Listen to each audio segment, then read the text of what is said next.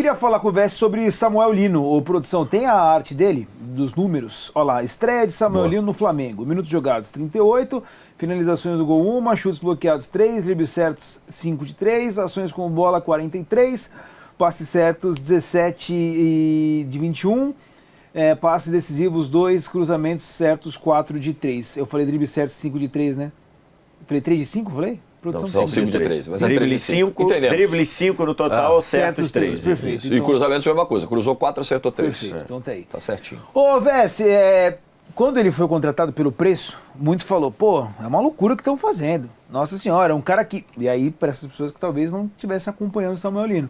É um cara que ele é reserva no Atlético de Madrid, ele não é nem muito utilizado. Muito pelo contrário.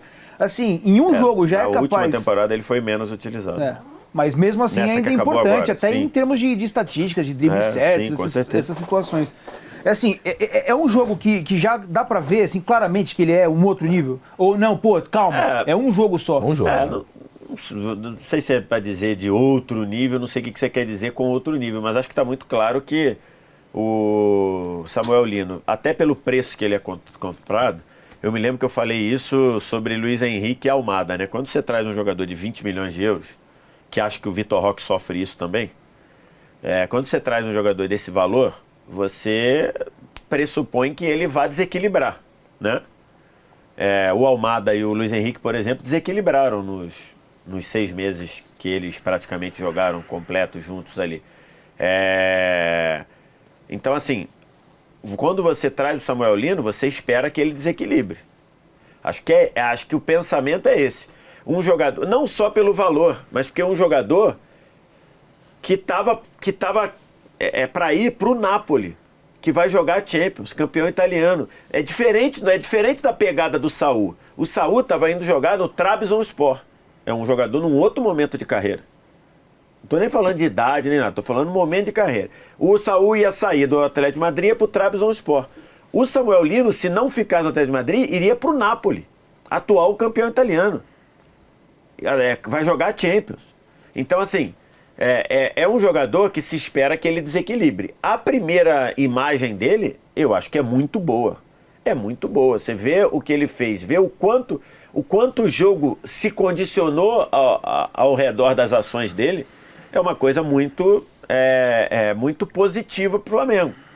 Por isso que quando chegou lá, pediram para eu montar... Por exemplo, a produção da TNT Esportes pediu para eu montar aqui o Flamengo como eu imaginava, com todo mundo à disposição.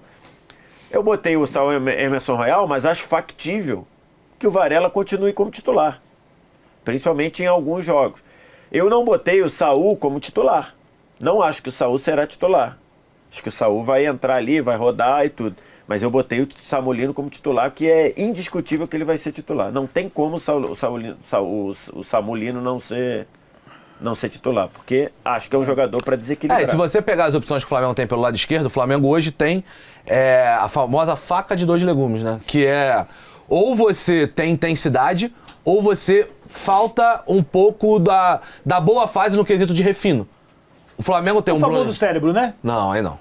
Aí acho que é um pouco agressivo da sua parte. Deselegante. Deselegante. Que Passa um pouquinho, né? Deselegante. Achei agressivo. Não falta de inteligência também não Não, dá. acho que também fica na mesma parte. Tá. Eu acho que o Bruno Henrique, por exemplo, o Bruno Henrique vive uma fase ruim nesse momento, quando ele sai da área. Quando ele tá mais perto da área, ele consegue consegue definir jogadas e tal, mas o momento dele não é um momento bom. Principalmente quando ele joga pela ponta esquerda. Cebolinha e Michael tem o famoso outrismo, né? Não, e o Cebolinha... Quando um joga, o outro é melhor. Quem tá fora é sempre o melhor. Aí intensidade botou o Cebolinha, e você fala, pô, era melhor o Michael. Aí botou o Michael, tem que entrar o Cebolinha. É o outro, A intensidade do Cebolinha é a mesma que eu tenho acordando segunda-feira pra ir na academia. Difícil, velho, de verdade. A intensidade que ele consegue trazer pro jogo é baixíssima. Tudo bem, ele tem um certo refino, ele tem uma capacidade técnica, mas intensidade zero. Eu acho que o Samuel Lino consegue atrair as duas paradas. Ele consegue ter capacidade técnica, deu pra ver ontem no jogo, e ele consegue ter idade e característica de intensidade também. 15 mil pessoas com a gente, só pra pegar esse gancho aqui, Wallace, fazer uma pergunta pra você. Fala. Ainda mais com a chegada do Samuel Lino. O Cebolinha, ele passa a ser, entre aspas, um problema no sentido de... O Flamengo tem que ver o que vai fazer com ele.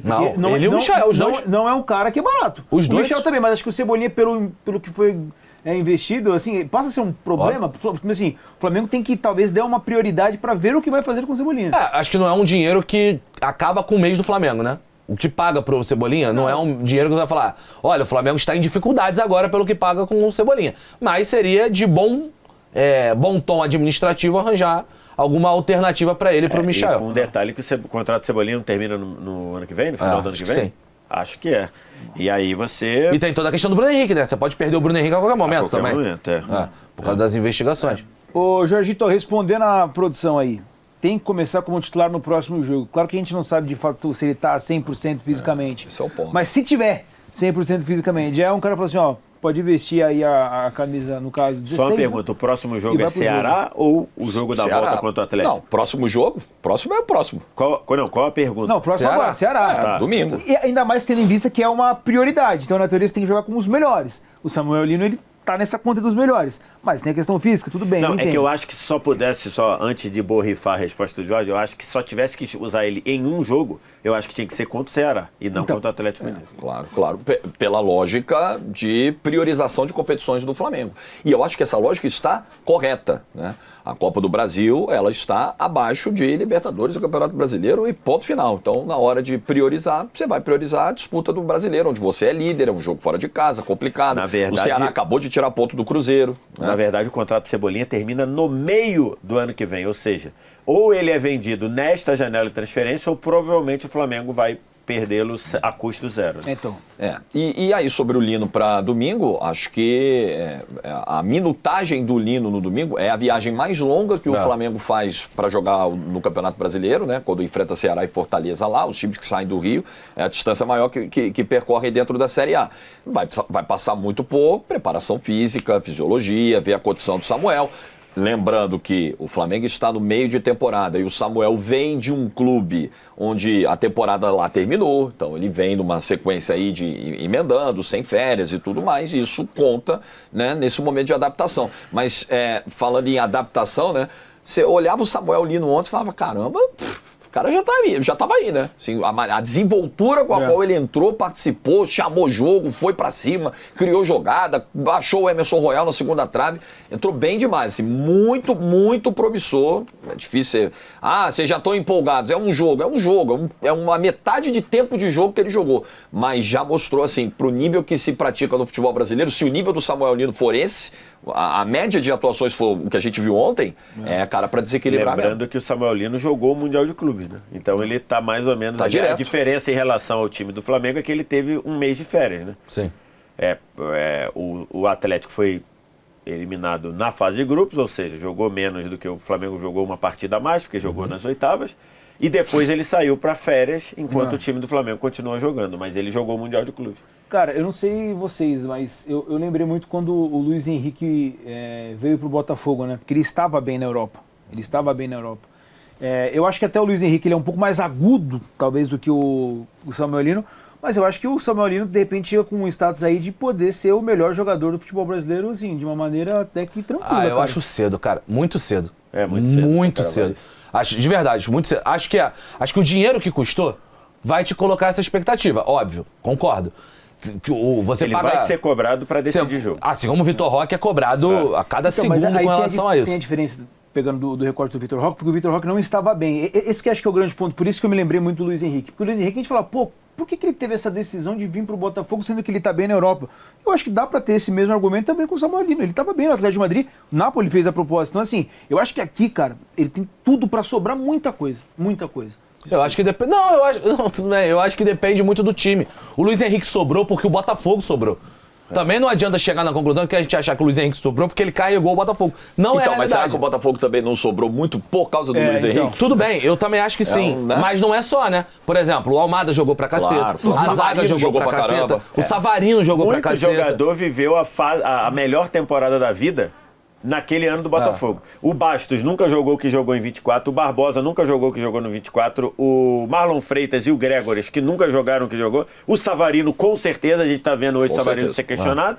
O Almada talvez ache que vai jogar mais do que jogou. O Almada mas era um talvez, cara que também o Luiz ajudou Henrique muito. possa jogar mais do que jogou em 2024. Mas muita gente. Então mostra que o Botafogo, coletivamente, era um time que funcionava. E vários desses jogadores em setores que o Luiz Henrique não impacta, né? Tipo, na zaga, no volante, o Luiz Henrique não impacta nisso. Mas, sem dúvida nenhuma, o Luiz Henrique pegou um jogador que custou, sei lá, 20 milhões, né? 20 milhões de euros, e ele gerou um impacto, decidiu, foi rei da América e foi eleito o melhor jogador do Campeonato Brasileiro, embora eu acho que tenha sido Savarino, mas não tem nenhum absurdo dele ter sido eleito, porque foi um dos melhores, sem dúvida. Então, acho que é isso. Um jogador que custa desse, em especial do meio pra frente, porque muita gente falou assim, então mas você diz isso do Danilo também, que foi comprado pelo Botafogo agora? O Danilo custou 23 milhões de euros.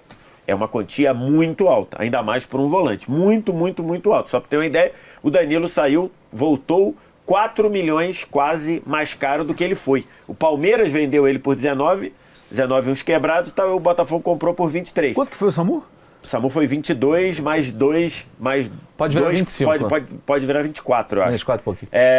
Então, não vale para volante, porque é uma situação natural, mas, um Samuel Lino custando 22, um Vitor Roque custando 25, como foi o Almada, você cobra desses caras que esses caras decidam. Por exemplo, uma das críticas minhas à contratação do Alcaraz, que custou 18, 19, 20, né? 20 dólares, era, eu não vi o Alcaraz decidindo o jogo igual o Luiz Henrique. E não estou falando mal do jogador, acho que ele é até bom, mas eu não vi o Alcaraz pegando e botando a bola debaixo do braço, decidindo o jogo. Coisa que a gente viu o Luiz Henrique fazer e que eu acho que o Samulino tem condição de fazer. E vai se esperar que ele faça.